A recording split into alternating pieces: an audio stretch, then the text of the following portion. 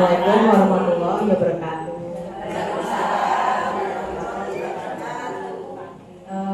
Sehat Ibu? Alhamdulillah ya. Perkenalkan, nama saya Meridian Puspawati. Saya protektor di Grup Parang. Di sini saya akan mengisi prolanis tentang edukasi penggunaan dan cara minum obat. Sebelumnya ada yang sudah pernah lihat saya belum? Belum. Iya.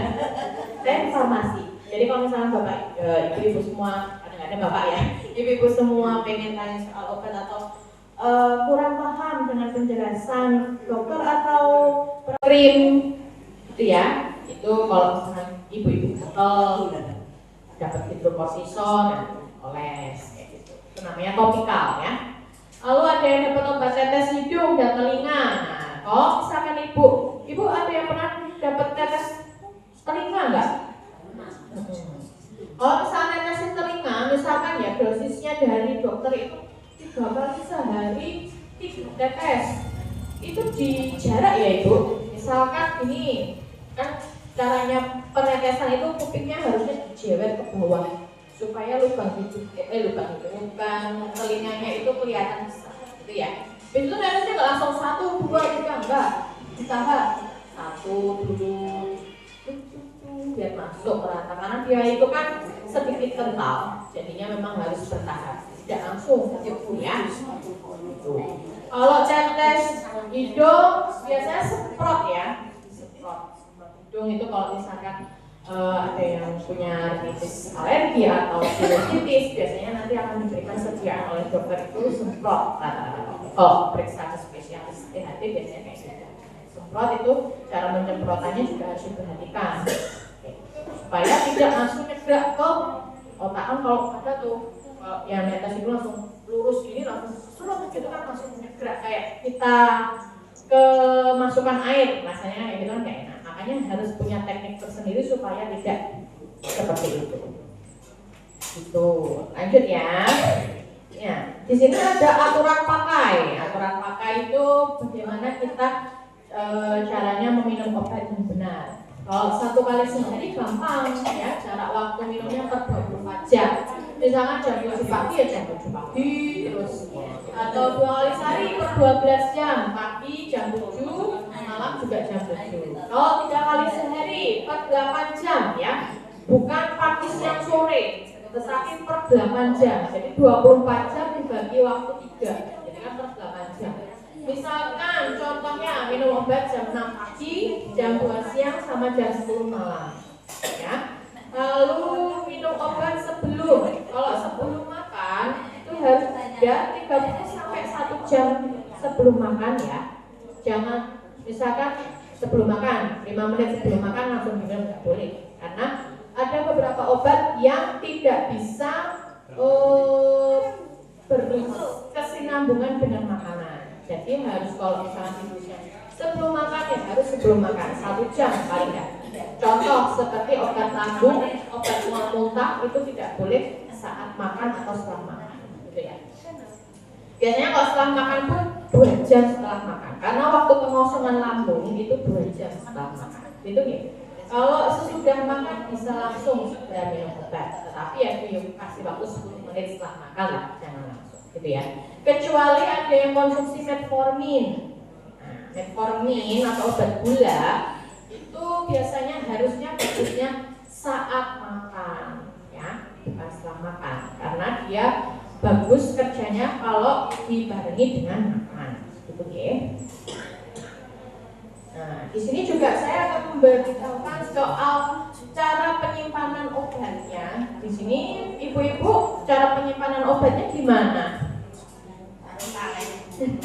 Taruh kaleng. Terus ada yang punya kotak obat nggak di rumah? Nggak ada ya. Yang penting konsepnya tidak ditaruh di dekat kompor atau di atas kulkas. Ada yang naruh di atas kulkas nggak? Nah, jangan ya, karena itu panas. Bisa bikin obatnya rusak, malah nanti efeknya juga dapat, efek terapinya nggak dapat, malah rusak. Kok sia-sia kita minum obatnya.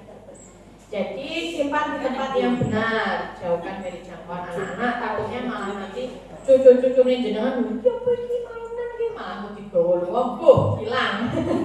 Gitu nggih. Nah, kalau untuk tablet, kapsul dilihat juga efek sampingnya expired date ya, masa kadaluarsanya juga dilihat ya. Kalau yang punya sirup itu kalau sudah dibuka, misalkan ibu-ibu muncul obat batuk sirup itu kalau sudah dibuka dia hanya bertahan sebenarnya sampai 2 minggu aja ya, mentok-mentok 1 bulan kalau sudah dibuka, kecuali sudah ada perubahan warna, rasa, ada endapan, itu harus segera dibuang ya, tidak boleh disimpan eman-eman. Jangan, karena pada dasarnya obat itu adalah racun, gitu loh. Racun, tetapi punya takaran dosis tertentu yang berfungsi untuk menyembuhkan, gitu ya. Jadi kalau misalkan sekiranya sudah tidak dipakai, apalagi itu obat yang harus lewat kerongkongan, harus diminum, itu harus hati-hati. Lihat masa expired date-nya, masa kadaluarsanya, lihat juga bentuknya. Dia berubah nggak, kayak rasanya, baunya, terus warnanya, lengket atau enggaknya, teksturnya, itu juga harus tetap diperhatikan. Jangan asal ya, jangan asal minum obatnya. Terus salep, kalau salep, krim, terus tetes mata, tetes telinga itu maksimal setelah dibuka itu 28 hari masa simpannya ya. Apalagi kalau untuk sediaan salep mata. Kalau salep mata itu kan steril ya, harus steril, apalagi itu untuk mata itu harus steril, harus bersih. Kalau misalkan sudah ada perubahan dari warna, bau atau tekstur, langsung dibuang, jangan disimpan lama-lama, gitu ya. Nggak ada yang pakai insulin ya di sini ya, berarti ya, karena tensi semua ya. Ya berarti nggak perlu. Tapi ya kalau untuk pengetahuan juga perlu nih. Insulin ini biasanya harusnya disimpan di kulkas kalau yang punya. Kalau yang punya penyakit diabetes ya di kulkas. Kalau simpan harusnya di itu loh, telur itu loh, di pintu kulkas. Tidak boleh disimpan di freezer. Nah, ini di sini ada cara minum obat yang tepat ya. Kalau ibu-ibu di sini yang sakit hipertensi, munculnya apa obatnya? Menurut itu semua. Ada yang captopril, sinopril, ramipril ada nggak? Ada. Ramipril yang berapa mili bu? 5.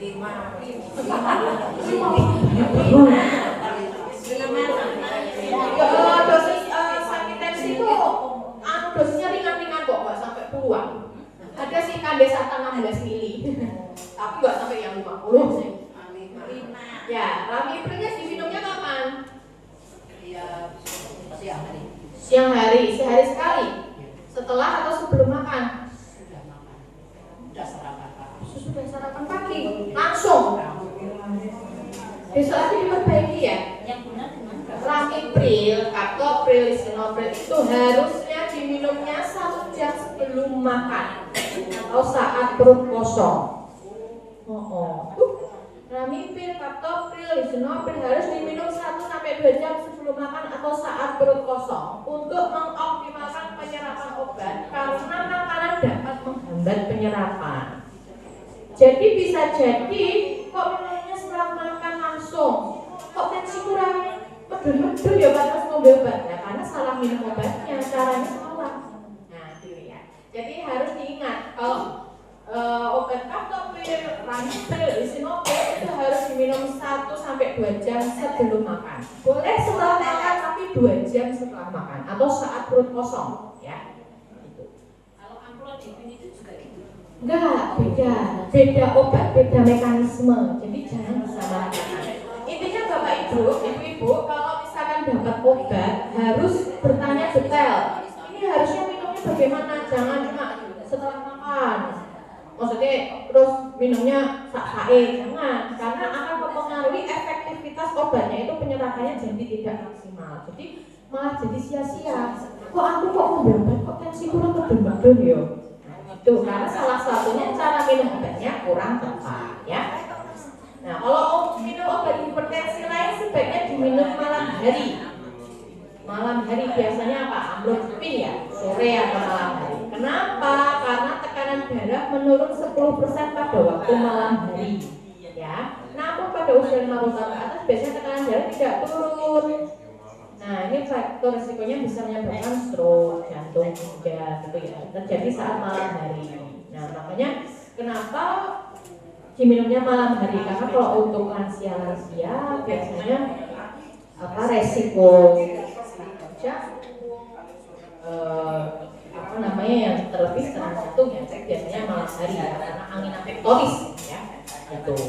Ini makanya kenapa dikonsumsi amlodipin itu bagusnya sore atau malam. Yang bagus lagi konsumsinya itu di saat waktu yang sama. Misalkan ibu minum amlodipin itu jam 7 malam, ya jam 7 malam terus gitu ya. Jam 7 malam terus, tidak boleh jam 7 malam besok jam 8 pagi, nggak boleh, walaupun sama-sama intensitasnya 1 kali sehari ya. Yang tadi pakai Ramipril suka batuk-batuk nggak Bu? Mana ibunya tadi yang pakai Ramipril? Batuk-batuk nggak?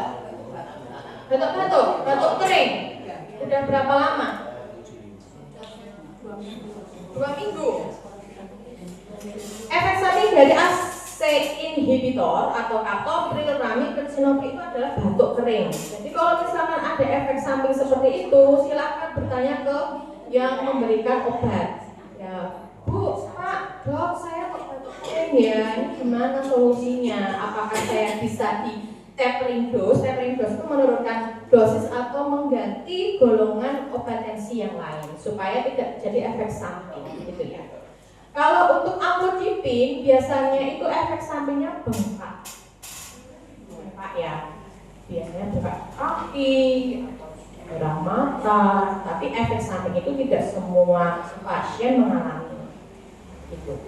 Ada yang di sini minum furosemid atau hidrokortiasid HCl? Nggak ada ya? Jadi masih aman, alhamdulillah tidak ada pilihan. Karena biasanya si amlodipin itu di mix dengan obat golongan diuretik, itu tadi yang saya sebutkan HCl, furosemid itu diuretik ya, untuk menghindari salah satunya juga menghindari efek samping dari si amlodipin itu. Gitu. Nah, golongan CCB tadi ya, amlodipin yang baik yang 5 atau yang 10 mg. Biasanya kalau ibu-ibu minumnya cuma sehari sekali kan? Ya. Yang dosis berapa? 5.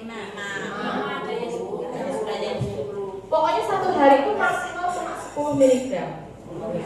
Terus setelah minum amlodipin itu apa ada tambahan lainnya? Vitamin saraf. Biasanya vitamin saraf. Levetiracetam gitu ya. Karena si amlodipin ini juga berfungsi sebagai remodeling jantung supaya tidak terjadi pembengkakan di jantung. Jadinya amlodipin ini juga bisa berfungsi untuk membantu mengatasi serangan jantung juga bisa, gitu ya. Nah, ini kalau misalkan ibu minum furosemid atau HCl harus diminum pagi hari. Kenapa? Karena efek samping dari furosemid atau hidroklorotiazid itu bisa menyebabkan pipis terus. Jadi makanya harus diminum pada saat pagi hari supaya kalau pas malam hari tidak mengganggu istirahat. Gitu ya. Nah ini biasanya ini obat diabetes ya. Diabetes itu biasanya gini sih Bu, tensi, diabetes itu tuh kayak saling berkesinambungan gitu, komplikasi ya namanya. Itu biasanya juga tensi itu larinya ke stroke, ginjal. Jadi gini, kalau misalkan ada warga atau rencang ibu atau saudara ibu ada yang bilang, Bu rasa ngambil obat tensi, gawe ngerusakin ginjal, justru itu malah salah. Kalau tidak minum obat tensi malah cepat merusak ginjal, gitu ya. Karena gunanya obat tensi itu untuk mengkontrol. Memang minumnya harus seumur hidup, ya. Karena misalkan nih kita pergi ke puskesmas, ternyata tensi kita tinggi, terus dikasih obat cuma 1 minggu, habis itu nggak beli lagi. Ya nanti kalau pola hidupnya juga semrawut, apalagi makannya jangan terus gorengan, ya.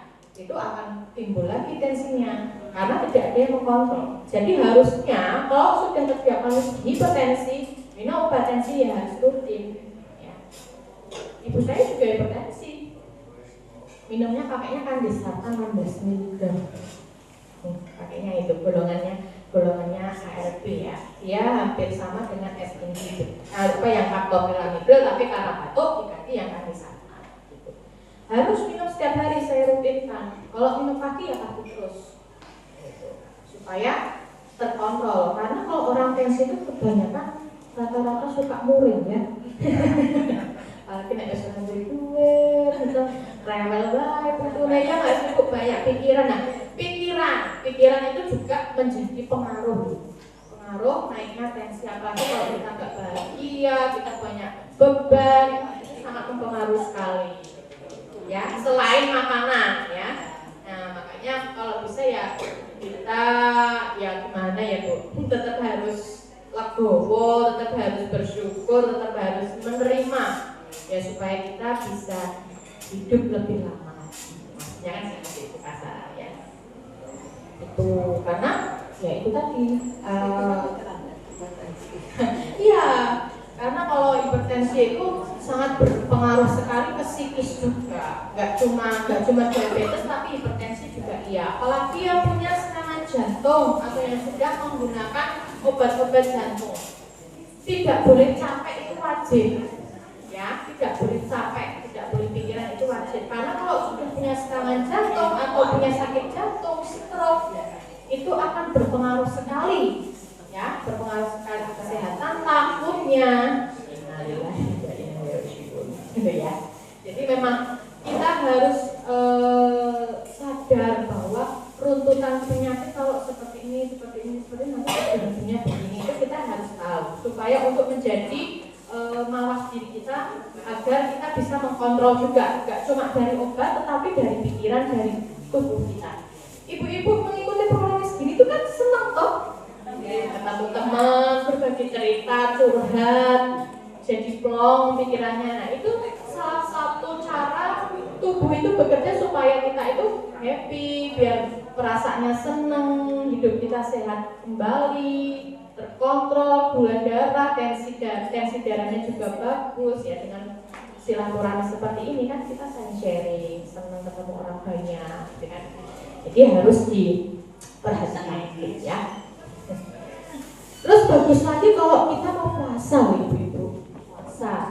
Puasa di sini kalau maaf yang bukan beragama bukan beragama Islam juga bisa berpuasa. Berpuasa di sini berfungsi untuk mengontrol kolesterol juga. Ada yang punya kolesterol nggak di sini?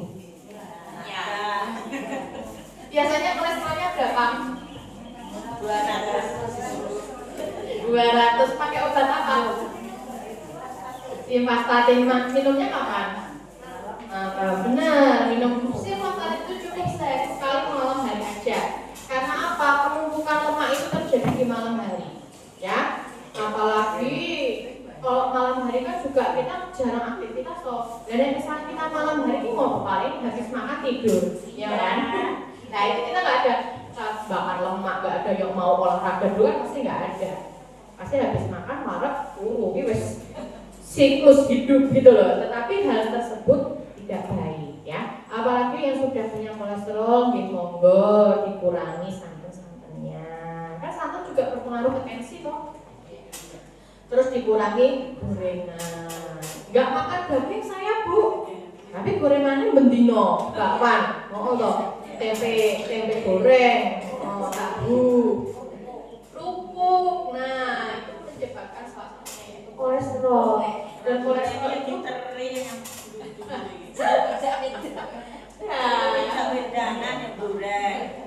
ya kalau misalkan sudah punya kolesterol ya mbok yo saiki dibaleni godhokan kurban ya. Sih kayak pepaya, bukan dan pepaya rebus. Digoreng ya. Tapi intinya ya harus mengurangi kalau sudah punya kolesterol, karena kan ya rugi ya ibu-ibu secara itu kayak misalkan sakit tengeng sininya, badan jadi nggak enak, jadi minum obat itu tidak terasa sia-sia karena pola hidupnya tidak diubah gitu ya, tidak diatur benar. Di Ini kembali lagi ke puasa. Puasa itu juga berpengaruh sekali loh untuk mengkontrol makanan ya. Kalau ibu-ibu suka berpuasa, di dalam puasa itu kita tuh tubuh kita itu supaya kosong atau lapar. Nah, kalau misalkan lapar, itu si makrofag dalam tubuh kita itu akan memakan lemak-lemak kita, akan memakan racun-racun kita. Jadi pentingnya puasa itu seperti itu. Kalau bisa kuat puasa ya kita puasa aja Senin Kamis kan membantu kita juga nanti kolesterolnya bisa turun, gula darahnya juga lebih bagus, tensinya juga lebih bagus. Kan kita tidak makan, makanya kan dijaga, ya kan? Gitu. Atau enggak yang sekarang lagi hits namanya intermittent fasting, bisa tuh 18 jam makan, ya bisa.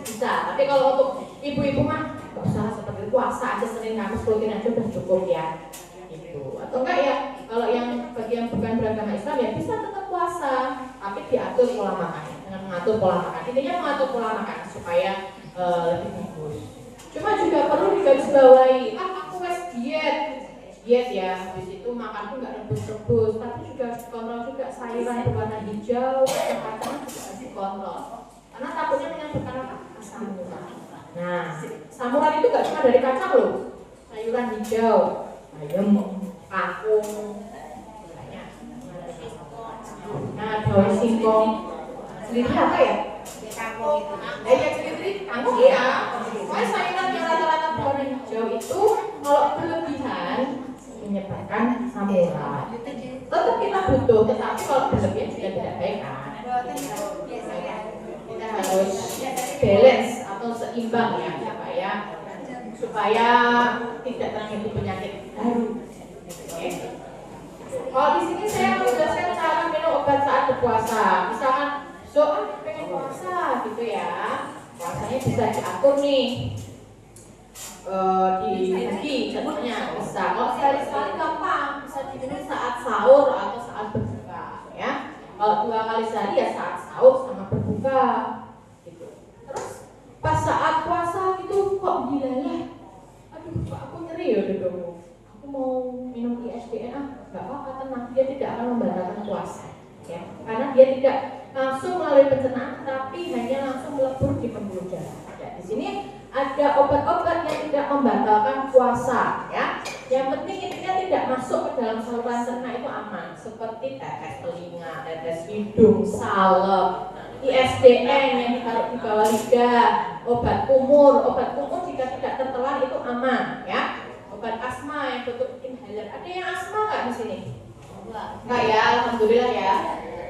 Supositoria, maaf yang kayak tidak bisa ke belakang pakai dulu kolak yang dimasukkan ke belakang anus ya, itu tidak membatalkan puasa. Oke.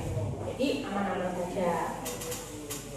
Nih, kalau misalkan diminum 3 kali sehari gimana Bu? Kalau 3 kali sehari diminumnya saat berbuka, sebelum tidur malam, sama saat sahur. Itu penting ya. Biar tetap obat itu masuk secara optimal. Hanya pembedanya ya karena saat puasa ya kita harus mengatur aturan pakainya supaya tetap dosisnya sesuai. Nih, kalau 4 kali sehari saat sholat maghrib, jam 10 malam, jam 1 sama saat sahur. Kalau 4 kali tadi jarang ya. Udah, ini sudah selesai. Di sini saya mau sharing ke ibu-ibu pentingnya gimana sih cara minum obat atau cara penyimpanan obat ya, karena itu tadi contoh seperti tadi Ramipril ya, minumnya setelah makan, padahal harusnya diminumnya sebelum 1 jam sebelum makan gitu ya. Jadi memang harus tahu, karena supaya apa, efek obat yang diminum bapak ibu itu efeknya bisa masuk optimal, tidak tidak ngawur, tidak semrawut gitu loh.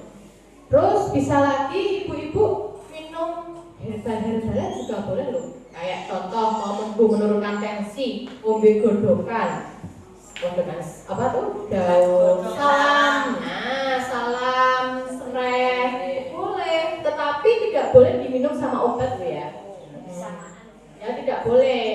Itu harus diminumnya dijeda. Misalkan mau minum kayak gitu juga air putihnya harus dibanyakin.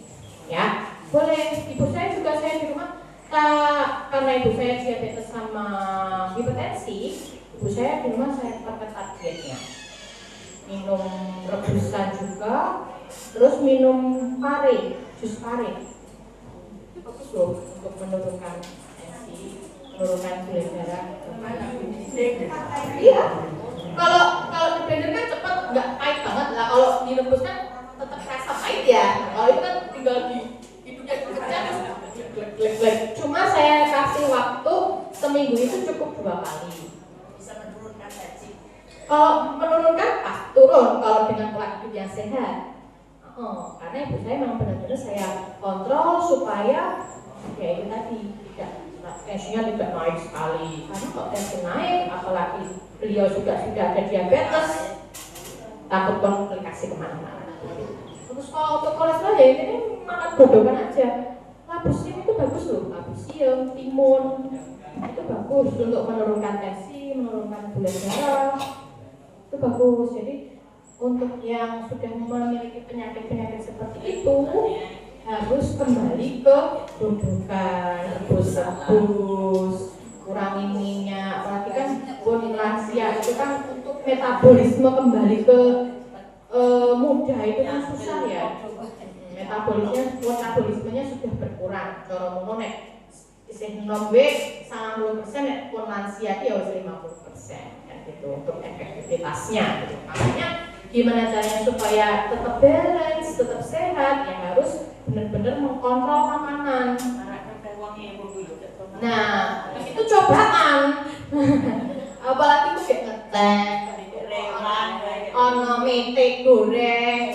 Nah, kacang mete kan biasanya ya kalau di sini ya, terus tuh tepung tempe goreng, enak Bu. Tapi ya harus dikontrol. Saya dulu juga obesitas loh. Saya dulu 90 kilo. Sekarang saya dari sononya itu saya obesitas. Sekarang saya 77. Saya diet. Karena saya takut juga kalau kolesterolnya tinggi, atau asam uratnya tinggi, anakku usia cilik. Nah, ya kan, makanya dari sekarang saya ingin berubah. Nah, saya harap juga ibu-ibu juga itu. Aku butuhku ya usia cilik, aku ya tak sehat lah, main aku iso ngancani butuhku terus. Ibu saya juga tak motivasi gitu, supaya ya kita lah kembali ke sehat. Tapi karena kalau sudah tua itu pasti gampang sakit ya, kalau tidak mengolah atau mengkontrol makanan, ya kan? Itu gampang sakit. Nah nanti bisa tambah obat meneh. Nah obat itu kan saya tadi sudah bilang obat itu racun. Jadi kalau misalkan kebanyakan obat, kasihan apa? Kasihan organ-organ yang mengekspresi atau mengeluarkan si obat itu. Contoh ginjal, ya, hati, empedu. Itu kerjanya berat kalau misalkan sudah diminum obat ditambah lagi makanannya jeruan. Bisa menyebabkan apa? Fatty liver apa? Perlemakan di hati. Ya, kalau kebanyakan gorengan, kebanyakan daging itu akan menyebabkan perlemakan di hati. Kasihan kerjaan itu berat-berat hati itu berfungsi untuk menyaring racun. Ya, jadi kita harus pedulilah ke tubuh kita, ke diri kita. Ada yang mau ditanyakan nggak ini? Cara minumnya atau mau bagi tips juga bisa. Ya gitu sih paling kalau misalkan untuk diet, untuk mengurangi asupan makanan memang harus dikontrol dari sekarang. Dan misalkan kalau sudah makan nasi yo, makan telur gorengnya yo monggo. Ojo langsung, sekarang makan nasi, terus nanti satu jam kemudian makan pisang goreng atau makan telur goreng. Ya, jadi biar supaya tidak parah banget. Ini enak nih, dapat lauk apa ini? Tempe sama budangan ya? Oseng. Budangan. Nah, ini juga nanti bisa buat sarapan. Nanti habis sarapan minum air putih yang banyak, ya. Oh ya, alhamdulillah kalau puasa. Bahkan usahakan minumnya air putih, ya. Jangan langsung teh, apalagi teh lebih gimana pakai. Iya. mending minum air putih aja. Minimal minum air putih itu maksimal kalau untuk ibu 2 liter itu cukup. 2 liter itu setara dengan 8 gelas yang agak besar. Harus minum. Baiknya pagi hari minum air putih hangat saat bangun tidur langsung. Itu berfungsi untuk mendetoks tubuh, bagus banget. Terus habis itu kan pipis, nah pipis itu akan keluar sama racun-racunnya. Kalau bisa usahakan bangun tidur langsung minum air putih hangat. Ya, karena hangat itu juga untuk mengaktifkan saraf-saraf jantung. Ibu-ibu juga bisa loh, kalau bangun pagi itu peregangan sendiri kayak ini. Untuk mengaktifkan saraf-saraf, sini sekitar limfe ini kan jalur limfe ya. Nah itu juga untuk untuk mengaktifkan saraf-saraf supaya kita sehat gitu. Ini tangannya gini, peregangan gini, enak banget ya kan? Ini untuk saraf-saraf supaya ya tidak kaku ya. Apalagi kalau misalkan yang punya riwayat stroke itu harus sering-sering jalan-jalan, relax-relax, peregangan supaya lentur, tidak kaku sininya. Apalagi kalau yang punya sakit kolesterol kan pasti sering kaku. Nyanteng ya. Apalagi kok ditambah salah tidur. Bantal ya usahakan jangan terlalu tinggi. Kalau bisa nggak usah pakai bantal. Nah bagus. Nggak pakai bantal bagus. Ya. Jadi bisa diatur sendiri lah bagaimana caranya kita itu ya namanya kita manusia berikhtiar ya. Tetap harus dilihat lagi, harus dikaji ulang. Oh iya, mungkin kudunya ini. Jangan sing ora enak, itu malah luwih sehat. Sing enak malah membahayakan. Tetapi ya boleh lah kalau sekali-kali kita mau makan yang enak dan itu boleh, tetapi tidak untuk setiap hari karena kan namanya hidup cuma sekali, tetap harus dinikmati, gitu ya. Terus ya bu, mau cewek. Terus coba tadi ya dulu sambil di sekecake daharannya. Baru setengah jam, harus 1 jam saya ngobrol. Ada yang mau ditanyakan nggak? Ada mumpung kita bisa ketemu, kita bisa silaturahmi, kita bisa saling ngobrol, boleh loh. Kalau saya kan sering kram, terus saya mengkonsumsi magnesium itu. Apakah ada efek sampingnya kalau konsumsi? Obat itu kalau dikonsumsi pasti tetap ada efek samping ya. Tetapi efek samping itu bisa dicegah dan tidak semua orang terkena efek samping. Magnesium itu dia lebih ke menjaga kualitas tidur bu. Kalau minum magnesium itu pasti amblek ya enak buat tidur. Cuma kalau untuk pengen tidak kram, pengen nggak kaku-kaku, mending minum vitamin saraf, vitamin B kompleks. Vitamin B1, B12, B6 bagus. Memang harus minumnya itu. Ada yang minum vitamin D3 nggak di sini? Iya, B kompleks. B kompleks, ya B kompleks 5 buat saraf. Kalsium, D3K2 minum. Ya, tapi ya nggak terus. Itu kalau mau diminum setiap pagi nggak apa-apa. Vitamin D3 itu memang harus diminum pagi dan saat makan. Dia bagusnya saat setelah makan. Karena apa? Vitamin D3 itu sama makanan itu bagus. Kan dia larut sama lemak. Ya, makanya kenapa harus diminum saat pagi hari. Terus minum vitamin D3K2 ditambah DD habis bersarapan, bagus banget itu. Iya. Kalau si magnesium bisanya hanya untuk menjaga kualitas tidur supaya lebih amblek, lebih tenang, gitu. Kalau misalkan biar nggak kebas-kebas, ya itu minumnya vitamin saraf, vitamin B kompleks, B1, B6, B12. Itu memang harus ditambahkan ya, karena memang ya namanya juga kalau apalagi ada kolesterol, ada asam urat, pasti kan pegel-pegel lah. Itu si vitamin itu berfungsi untuk mensupport supaya iya, dia itu mineral. Kan tubuh kita butuh vitamin sama mineral. Cuma di era sekarang karena sudah banyak polusi, coba deh ibu kalau pergi pasti kalau pagi apalagi banyak yang bakar-bakar, ya nggak? Itu sudah polusi. Nah, banyak polusi, radikal bebas. Nah, itu berpengaruh sekali ke dalam imunitas kita. Kalau cuma dari sayuran, sayuran deh, saya nganggo pestisida. Ya dong, berarti sudah tidak ada lagi yang bisa mengcover lebih kuat. Nah, makanya butuhlah vitamin dari kimia. Mau nggak mau, karena sudah di era banyak polusi, radikal bebas, ya nggak, Ibu? Jadi kalau zaman dulu kita masih jalan kaki, ya nggak? Mesti ada yang bandingin juga. Namun zaman ini yo sehat-sehat, makanya yo micin-micinan yo tetap sehat. Orang penyakit kanker, orang penyakit apa? Ya karena zaman dulu tidak ada yang pakai mobil, pakai motor seliweran. Nah, saya tiap rumah ada mobil, ada motor, ya nggak? Habis itu makanan berpengawet banyak.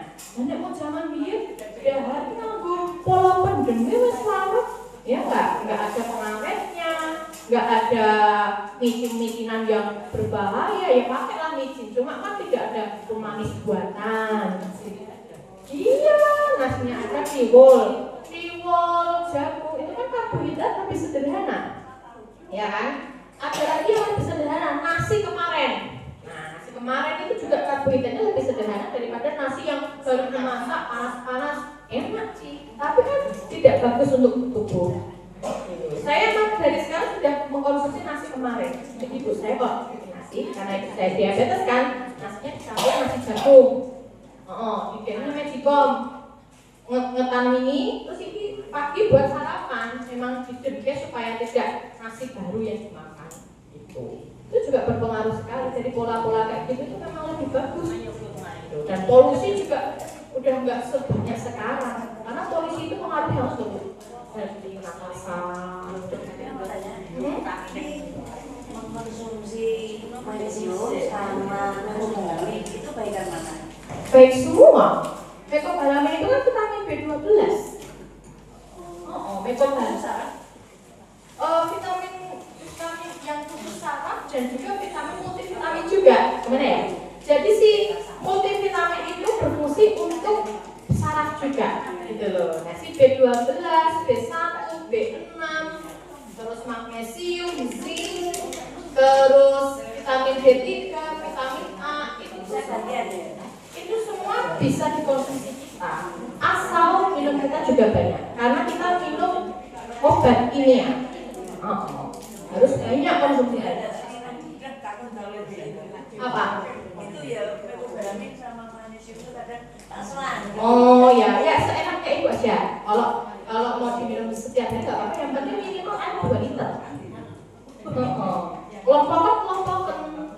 Tapi juga harus kita butuhi nutrisi air dalam tubuh kita. Karena kan juga tubuh kita butuh hidrasi air. Apalagi ibu-ibu mengkonsumsi obat tensi, ya nggak, kolesterol, ya kan? Itu. Di sini mohon maaf kalau untuk air kencing ada yang warnanya coklat nggak?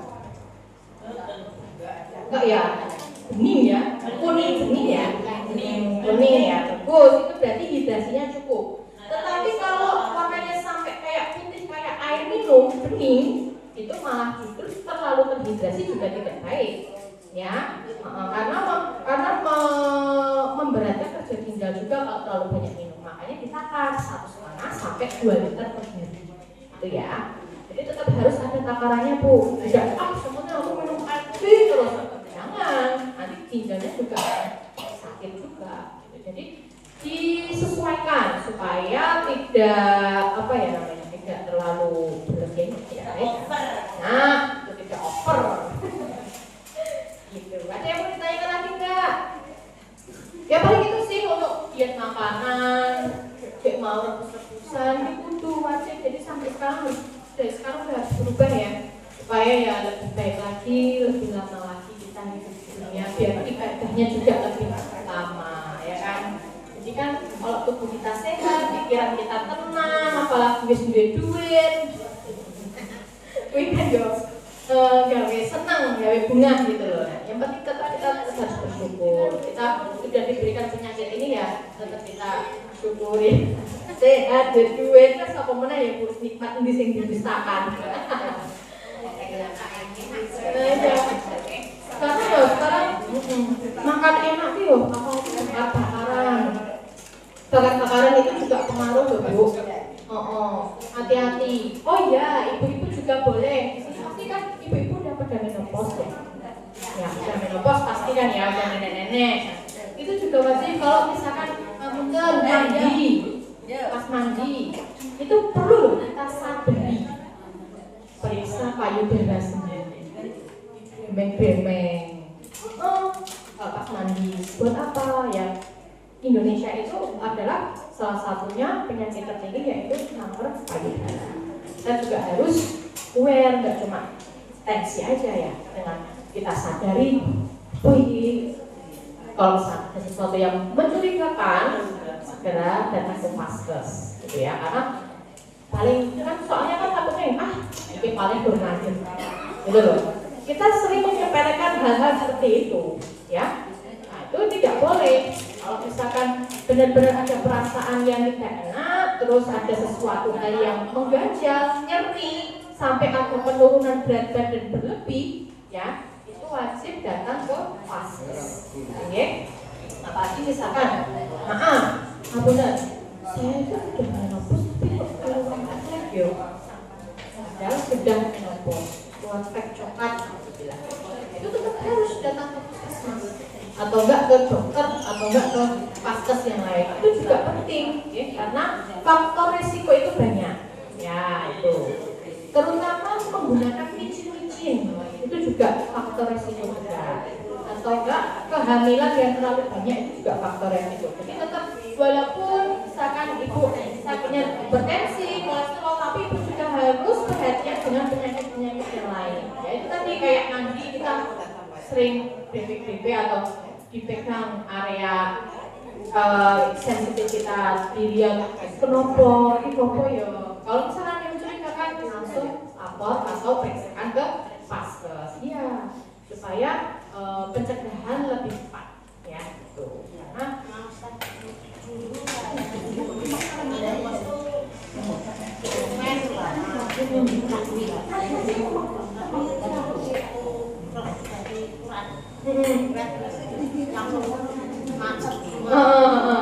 Oh ya, ya itu nggak apa-apa kalau misalnya udah itu, tapi nggak apa-apa tuh. Masih bisa berhenti, kalau enggak nanti bisa tumbuh penyakit yang lain. Nah itu ya bagus ibu, cepat tanggapnya. Memang harus kayak gitu. Walaupun kita sudah sepuh ya kita tetap harus aware, karena ya kita dulu waktu masih muda kan namanya ibu kan melahirkan ya enggak, kita melayani suami, nah itu menjadi dampak resiko juga ya. Nah itu kita harus perhatian ya, kalau pokoknya intinya kok sedikit apapun yang mengganjal dalam tubuh kita dan itu merugikan, segera periksa ya, karena pentingnya sekarang seperti itu. Ada yang mau ditanyakan lagi enggak? Monggo Bu. Terima kasih. Saya itu pada pertemuan pluralis bulan yang lalu mendapatkan obat selain amlodipin nggak dikasih, cuma vitamin sama simvastatin, diklofenak, terus yang satunya apa ya? Pokoknya 3 yang tidak boleh diminum itu. Lah karena saya minum sesuai dengan anjuran di situ, perut saya terasa perih Bu. Nah setelah terasa begitu, obat itu saya foto, saya kirimkan pada Bu Ari. Ini obat yang mana yang harus kita hindari Bu? Saat itu yang 3 macam itu mengistirahatkan dulu. Jadi saya hanya disuruh minum amlodipin sama vitamin saja. Itu kenapa yang 3 itu kok bikin saya perih gitu? Jadi obatnya simvastatin, natrium diklofenak dan apa ya yang satu? vitamin sarat ya. Iya, pokoknya yang kecil-kecil itu loh. Yang masih kuning. Namanya apa yang tadi? Kalau kecil-kecil itu ini. Saya suka gitu enggak? Kalau di apotekan, Mbak, saya mau beli obat yang warnanya hijau. Sakit Gini ya, ini tips penting. Kalau misalnya ibu-ibu periksa kemanapun, pergi beli obat dimanapun, bawa bekas sobekannya. Tapi ya jangan bekas kecil. Saatnya dibawa, Mbak, aku harus tuku obat ini. Nek, boten sakit ngendikane, Mbak, aku harus tuku obat ini. Malah cetha. biar tidak lupa. Dan kalau misalkan Bu, obat sing werna niki mboten wontennya werna lain tapi obatnya sama. Enggak apa-apa ya. Karena itu cuma warna, ukuran itu cuma dari pabriknya aja. Yang penting khasiatnya obatnya itu sama. Itu nggih? Bener. Jadi harus enggak apa-apa. Ojo sampe-sampe pokoknya itu iki, Mbak. Angel boleh aneh. Oh, malah wis ora ana obatnya kurang goreng isane. Goblok muringe karena enggak ngerti yang dimaksud. Kecuali kalau dari farmasi yang jual, Bu, tadinya ini tapi khasiatnya sama, enggak apa-apa. Yang penting tetap sama khasiatnya. Itu nggih? Kalau untuk menjawab yang Ibu sinten asmane, Bu? Bu Kusmini ya. Ya, kalau untuk obat natrium diklofenak, ini saya jelaskan itu adalah pereda nyeri, ya, pereda nyeri, ya golongan NSAID. Dia itu bisa diminum langsung pecahnya itu di lambung, karena dia tablet salut enterik, ya. Itu tablet salut enterik itu kalau misalnya diminum pecahnya langsung di lambung. Jadi untuk mengiritasi lambung itu sangat minim, ya. Kalau vitamin saraf, kalau dia tidak, karena kan kalau di dunia farmasi itu tuh tablet itu ada berbagai macam. Ada tablet salut gula itu tuh emang ada tambahan tepung gula untuk menyalut, untuk melapisi zat aktifnya. Ada yang salut enterik yang langsung pecah di lambung, gitu ya. Jadi bermacam-macam. Kalau vitamin saraf saya rasa tidak ada efek samping, Pak, vitamin, tapi jarang terjadi.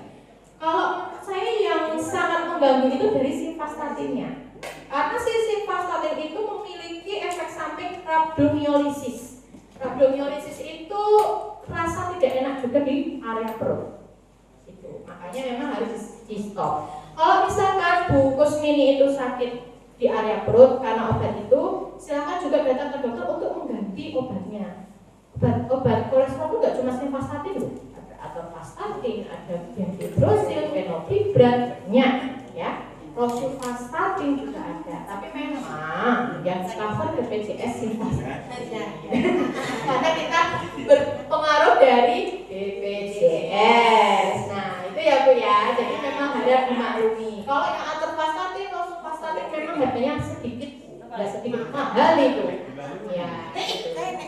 Jadi itu menjadi salah satu pengaruh. Jadi ini perlu saya ingat ya, ibu-ibu kalau misalkan periksa atau dapat obat dari manapun ya, harus dilihat expired date-nya ya. Tanggal kadaluarsa. Misalkan di sini ada kasus di tempat saya ya.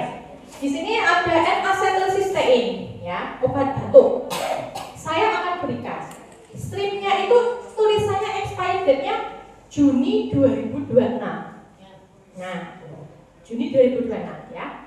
Saya akan menjelaskan di sini. Juni 2026 itu obat bisa dikonsumsi sampai akhir bulan ini. Ya. Jadi kalau misalkan dari farmasi dapat obat itu enggak apa-apa, enggak usah takut, enggak usah khawatir. Misalkan naudzubillah lewat ngombe obat expired, tidak bikin meninggal. Ya, perlu digarisbawahi, tidak bikin kejang atau langsung shock atau langsung enggak. Obat yang sudah expired ini misalkan naudzubillah sampai keminum, efektivitas dari obatnya itu hanya berkurang. Misalkan minum obat ini 1 hari langsung sembuh. Kalau minum obat expired seminggu atau 3 hari kemudian baru bisa sembuh. Seperti itu. Jadi tidak berbahaya yang sampai bikin diare, lemes atau pingsan, enggak, ya. Jadi misalkan dapat, saya kok batuk ya Mbak, delalah pengennya obat sing menghenti. Saya akan jelaskan, kalau di situ tertulis Juni 2026, obat itu bisa dikonsumsi sampai akhir bulan ini, tanggal akhir bulan ini. Berarti tanggal berapa ya? 30 apa 31? 30 ya? 30 Juni 2026 aman dikonsumsi. Itu nggih? Kalau misalkan di stripnya itu tulisannya 18 Juni 2026, berarti obat itu hanya bisa dikonsumsi sampai hari ini. Pun paham? Ya, jadi misalkan nanti dimanapun dapat, pasti apoteker atau farmasisnya akan bilang seperti itu, gitu ya.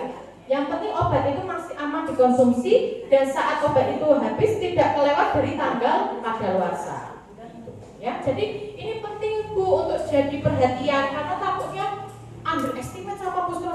puskesmas kok ngomongin obat ED yo? Ini. Padahal kita juga berkesinambungan dengan regulasi ya. Obat dari atasan juga dapatnya seperti itu, dan dari resep juga dituliskannya seperti itu, dan itu harus dikeluarkan karena takutnya menjadi beban juga. Karena kalau misalkan obat itu tidak dihabiskan, terus obatnya masih sisa banyak, nanti kita juga susah dalam hal pelaporannya gitu loh. Makanya edukasi yang bisa kita sampaikan, saya sebagai apoteker atau farmasi yang lain, kalau misalkan obat itu tertulis ED-nya itu Juni 2026 atau bulan tersebut di tahun tersebut, ya kita harus memberikan edukasi bahwa obat itu aman sampai akhir bulan, tanggal akhir bulan, gitu ya. Kecuali yang sudah ada tulisan tanggal, nah itu berarti sesuai dengan tanggal itu, gitu ya. Itu karena itu menjadi perhatian, takutnya kan sekarang apa viral tuh Bu. Nah itu sini-sini, padahal sudah diberikan edukasi berlebih, gitu ya. Dan kita sebagai tenaga kesehatan pasti juga akan lebih disalahkan. Kok iso toh? Pasti kan runtut gitu, pasti kan yang akan menang audiens ya, pasien ya gitu. Tapi kan di sini kita akan memberikan poin-poin penting kenapa diberikan seperti itu, kenapa harus seperti ini gitu ya. Jadi jangan jangan ya kita saling berkolaborasi lah. Kenapa sih kok diberikan obat ini? Kenapa sih harus ini? Seperti itu ya. Ada yang mau ditanyakan lagi nggak? Itu waktunya kayaknya masih ada. Oh iya. Katanya kalau amulet bimbing itu harus diminum setiap hari ya. Padahal kalau dari sini itu cuma dikasih satu ini. Jadi saya harus beli ke apotek ya. Oh alah pantesan. Saya kira itu dari Prolines sudah dapat satu bulan. iya enggak cuma satu ini. Satu strip terus. Cuma satu strip saya. Pantesan tensi saya itu kok naik. Kurang munculnya berapa sih tensinya? Saya tuh pertama kali karena saya tuh ya takut ya kalau diambil gininya, diambil sampai darahnya, saya takut. Itu waktu pertama kali itu 190 memang. Per 100 baru. Tinggi sekali. Oh, karena ibu cuma dapat amlodipin toh? Iya, amlodipin. Karena saya tuh kalau mengenai jarum, Ibu takut, saya sedep. terus di sini saya sudah kering. Ibu ada jantung berdebar nggak? Enggak Enggak ada apa-apa ya, cuma Tapi kalau disuntik takut. Oh, ya sebenarnya ansietas atau kecemasan. terus habis itu waktu pertama kali itu memang saya dikasih sampai 30 hari. Habis itu tensi saya turun 140 per 85. Lah terus saya dikasih lagi cuma satu strip. Di sini atau yang di Ya dari sini, dari Prolines. Dari Prolines. Dari Prolines. Lah habis itu saya bulan kemarin karena cuma dikasih satu strip ya Bu. Saya tidak tahu kalau saya itu harus setiap bulan setiap hari itu konsumsi. Jadi saya itu ya cuma Begitu itu loh. itu tensi saya kemarin itu naik lagi jadi 160. Itu bos. Kemarin dikasih ini nanti entah saya berapa lagi saya tidak tahu. Jadi intinya, ya terima kasih ya Bu ya. Jadi intinya gini Bu, kalau sudah terkena tensi, diabetes, apalagi obat apa penyakit kronis harus diminum setiap hari. Ya, misalkan dari sini cuma ngasihnya satu strip, itu soalnya kita juga menyesuaikan dari stok sama dari klaim. Ya kan Bu, karena kita pakai BPJS pasti kan Ibu juga tahu lah ya regulasinya gimana. Ya gimana caranya ya beli sendiri. Kalau di pintu kok di yang 5 itu kayaknya cuma 5.000 ya satu strip ya. Berapa ini? Tapi kan saya sendiri tidak tahu ini harus kalau sudah habis ibu beli. Ya mungkin kurang komunikasi aja, tapi harusnya dari sekarang udah harus tahu ya. Kalau obat tensi itu harus dikonsumsi setiap hari untuk mengkontrol tensi ya, dan di jam yang sama. Jadi kalau kita dapatnya cuma satu strip, monggo beli sendiri. Dan harusnya kalau 190 tadi udah 190 per 120 ya. Itu biasanya harusnya udah kombinasi Bu.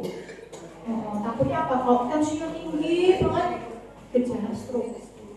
Ya, hati-hati. hati-hati ya, apalagi kalau pikiran capek, kesel, itu sangat berpengaruh sekali. Takutnya nanti komplikasi juga ya. Jadi harusnya memang dikombinasi. Ibu bisa loh, ibu berhak tanya ke dokter, dok, saya kok tensinya masih segini terus, apakah tidak ada obat lain atau ditambahkan obat yang lain? Itu bisa. Jadi misalkan ibu-ibu itu periksa, jangan cuma diem, oke, jangan. Kita punya hak untuk bertanya, tanyakan apapun kepada tenaga kesehatan, dokter, supaya kita itu lebih paham. Oh, dapat obat ini, oh kok gini, tensiku kok isi semini ya dok, piye? Harus gitu, harus cerewet juga ya.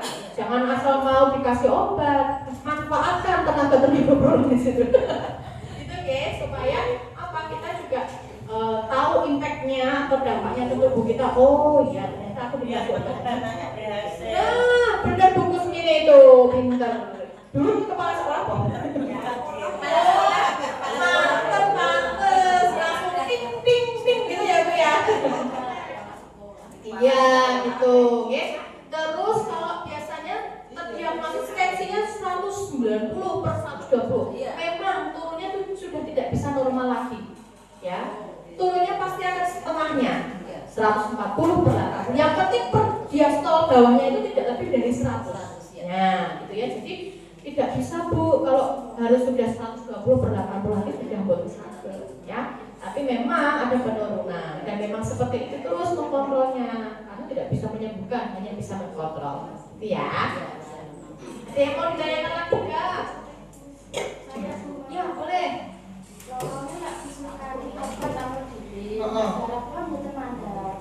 Kula matur kali Pak Dokter disukani sing pagi setunggal. Nek darahnya kurang mandar, nek kami minum dan bisa. Iya, itu namanya berarti furosemid ya. Ibu tahu nggak obatnya? Biasanya kalau pipis terus itu furosemid atau hidrokoltriasid. Memang dia minumnya pagi hari. Sing pagi setunggal Ya, ini namanya furosemid. Vancomycin ini furosemid ya. Ini berfungsi untuk menghindari deteksi cairan dan harus pagi hari supaya efek sampingnya pipis terus. Nah, makanya harus pagi hari. Dan pakai ini turun, ya. tapi kok pipis terus minum sing pagi. Iya, saling nanti. Karena itu kan berfungsi untuk mengurangi cairan dalam tubuh. Jadi memang harus kayak gitu emang kerjanya. Cuma kalau misalkan dikontrol lagi, pakai ini sudah selesai, terus bisa pakai alkohol juga bisa. Yang penting sudah turun lagi gitu. Atau saya bisa ditanyakan, dok, saya bisa minum ini tuh sampai kapan ya? Yang ini soalnya saya pipis terus deh. Ya, bisa ditanyakan kayak gitu atau enggak? Paling nanti misalkan ini tidak diminum, minumnya yang ambil lagi. Ya bisanya mengkontrol cuma seperti itu Bu. Iya.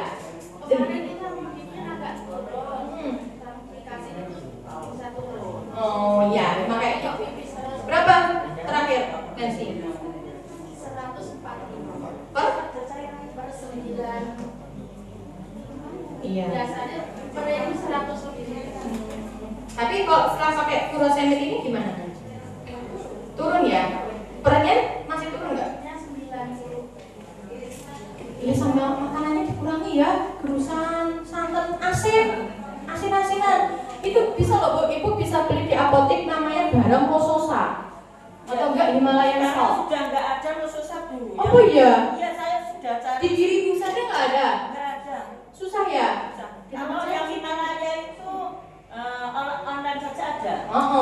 Ya pakai yang itu. Intinya kalau sudah terdiagnosis tensi, diabetes, makanannya itu harus tawar.